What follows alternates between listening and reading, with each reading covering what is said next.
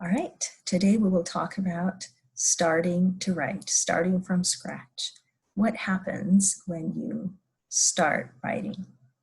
Let me share my screen with a few slides that I have prepared for you. This is a picture that shows what is going on in your mind when you first see a particular assignment or you know that you have to write. The first thing that comes to mind is most likely a blank screen, right? You have a topic or you have an assignment. And then what? What do I do? If we change the activity here for a minute, let's think of other events in our lives. For those of you in college, this is probably more applicable. You want to ask somebody out on a date. You know the person you want to ask out on a date, but how do you do it?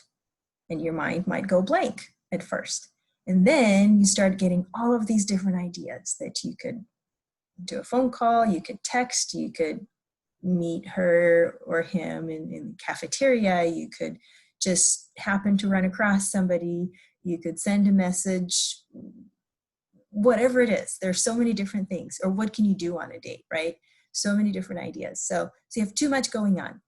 The same thing can happen in other spheres of our lives. You have a goal. You want to have a certain career at some point. What do you do to reach that goal? How do you get a job that you're looking for?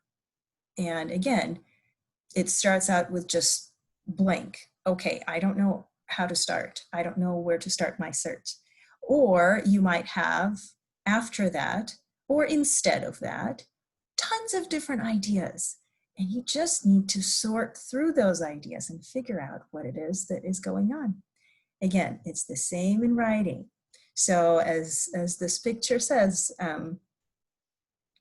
often when people talk about beginning a writing project, this is what they think about, the blank page. It is kind of intimidating. You open a new document on your computer, or you take a piece of paper that's blank and you have to start writing somewhere, right? So we need to visualize, we need to figure out how to fill that page. Or they are awash in ideas, insights, and observations that crowd out their ability to think clearly and communicate. So this is kind of the challenge that we have. On one hand, not having enough ideas. On the other hand, having too many ideas. What do we do? How do we organize our thoughts? So our textbook suggests looking at spaces, rules, and audience. Three very different, but sometimes overlapping ideas. So let's look at each of those. Spaces. What are some spaces in which communication is a problem in your life? With whom? About what? Think about it. Think about your personal space, sharing your personal space with somebody. Is there a problem sometimes? Why do you think this miscommunication persists? What are some public spaces where miscommunication is common and why? Think about it. So how will this help in the writing process, right? What does that have to do with your writing? You have a choice. You can stick with something comfortable. You can think of a topic that you know about. You can choose ideas that you're familiar with, or you can try something different. Now, this could be a topic. If you're not given a specific prompt or a specific topic, you can choose something that you're familiar with, or you can try to research something new. It could be your research focus when you're writing a research paper in a class. So you know kind of the theme of the class, but what exactly will your research paper focus on? Well, let's see if that's something that I'm comfortable with or something that is new and I want to find more ideas. It could be examples and supporting ideas within your writing. So Even if you have selected a topic or you were given a topic, you need to figure out what examples and supporting ideas to use. Do you want to share examples from your personal life, something that you have experienced? Do you want to come to do research and find examples from other people's lives and experiences? Do you need to find supporting ideas, some facts or arguments, and find the base for those? The next point is rules. Now, I really like this picture because it kind of shows two opposite styles. And, well, let's be honest, in our lives, it's usually some kind of combination of those, right? So it says in college classrooms, some instructors will encourage you to compose within the rules and expectations of specific academic disciplines. So sometimes you would have an assignment that is very specific. Even in a writing class, you will be given a topic. You have to write on that specific topic. You would be given a certain rule about the length of your paper, about the structure of your paper, about how many supporting ideas you need to have. Or it could be the opposite. In some classrooms, the teacher will tell you, it is up to you. You can pick how you want to share your ideas.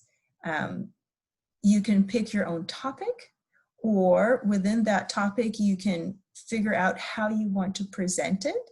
You can do a PowerPoint presentation, or you can sing a song with a guitar, or you can make a video, or you can write an essay, or you can write a poem. Very different styles of expression, right?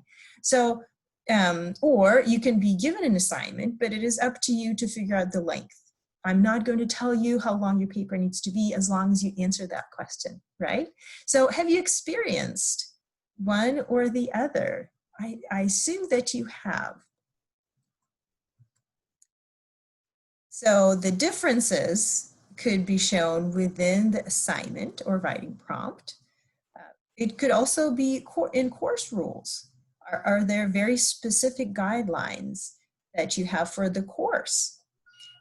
The same could be said about our society. Are there certain norms? Are there certain things that we don't talk about or we do talk about, or certain ways that we communicate? Are there certain taboo topics that you probably shouldn't talk about, right? So in writing, we can ask ourselves these questions. What kind of environment do you find conducive to your own writing? Are there rules that have actually helped you write? Think about it. Think about your previous writing experiences. Were there any rules that helped you produce better final product? What kind of rules make it hard to write? And the answers could be very different. Everybody's different in the way they write. Some people like more rules, some people like less rules. Some people like to know exactly the length of the paper, and some people really wish that they could be given freedom in that, right? How much freedom is the right amount for you? Does your need for freedom or rules change at each step of the writing process? So do you want more freedom during your invention stage, during your brainstorming stage? Or do you want more freedom in your final stage, in the stage of production, how you want to present your final product? And then we go to the next point, which is audience. Now, as it says in our book, in most cases, writing is a social activity that involves communication between people.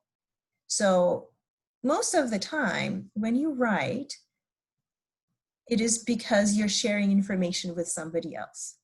It could be with a large audience, or it could be with a small audience. Now, there's also an example in the book about writing to the audience of one, writing for yourself. Are there certain types of writing that you do just for yourself? Maybe you keep a journal or a diary. So many famous writers have written just for themselves. They would write things and just keep them and never get them published. And then they would publish other things. So have you ever written poems or Any other, expressions? Maybe drawn a picture that you really never meant to show to somebody else. It was just meant for you to express your personal thoughts without the need to share. Or who is your audience? Are you sharing it online, on social media, which means anybody can read what you write? Does it affect how you write?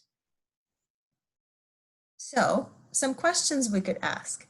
Is your audience a group or an individual?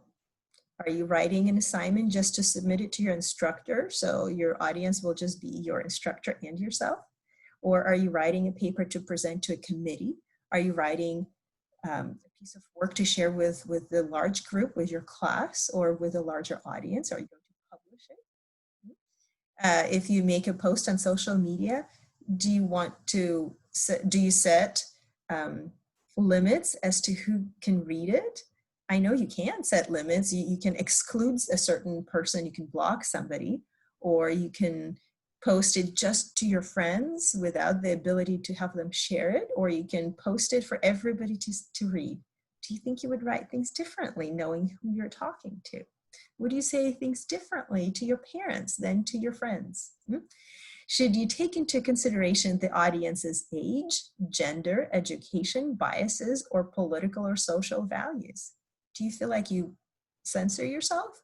I have noticed just this past year, I've been censoring myself a lot more on social media because this year I have gained friends who have very differing views from mine and take opposition differently. And I have to choose what I post, what I write. Should you cast your audience in a particular role? Is your audience there to judge you, to judge your assignment? Maybe a teacher or a committee, you're applying for a job or applying to enter a certain major, or you're submitting an assignment for a certain grade. That is a very different role than when you're sharing your thoughts with your parents or with your friends, right? So are they there to just listen to you and support you? Are they there to give you advice? Are they there to evaluate you? Very different types of roles. How much can you assume your audience knows about your subject? If you're writing a paper in biology and you're writing it to fellow students in your class, you have already gone through a certain experience together. You have acquired certain knowledge together throughout the semester. Now, if you take that paper and you have to present this topic to a group of second graders at school, their knowledge of biology is probably very different than yours at this point. So maybe you would explain things differently. So important points to consider here. But there's one more, another point that is not quite mentioned in our chapter in the book that you were reading for today.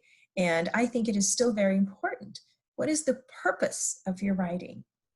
That is something that would define how you present your information. Is your general purpose to express personal feelings, to inform, or to persuade? Very different purposes, right? In addition to your general purpose, do you have another specific purpose?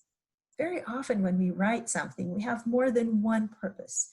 We may have a purpose to inform, but also with a purpose to convince somebody, right? These are some great verbs that describe different purposes. And at this point, I hope that you will pause this video to record these verbs. They're great to have on hand as you're writing, just to figure out what it is that you're doing. What is your purpose? To analyze, to entertain, to hypothesize, to assess, to summarize, to question, to report, to recommend, to suggest, to evaluate, to describe, to recount, to request, to instruct. Very different purposes, right? So you have to identify what is the purpose of your writing. What are you trying to do? And finally, as you decide on your purpose, or maybe the purpose was decided for you based on a specific assignment, right? There are different types of writing. There's expressive writing, informative writing, and persuasive writing. What type of writing are you doing right now? What type of writing you have ahead of you in this particular assignment. So expressive writing conveys personal feelings or impressions to readers.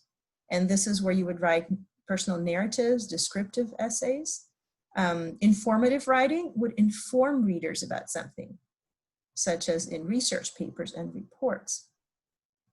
Persuasive writing is where you try to convince readers to act or think in a certain way. Argumentative essays and proposals are a part of that. So if you're writing a proposal for research, proposal before you start a research paper, you have to convince your audience, your teacher, or a committee that is going to decide whether to approve your research or not. You have to convince them that your research is important and interesting. Or you may, if you're writing a research paper, the goal really is informing the readers. Now you might have a secondary goal to convince them that your research, to change their mind about something, but it wouldn't quite be the research paper anymore.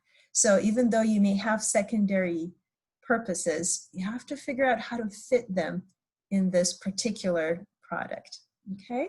Of course, personal narratives could also have connections with informative and persuasive writing.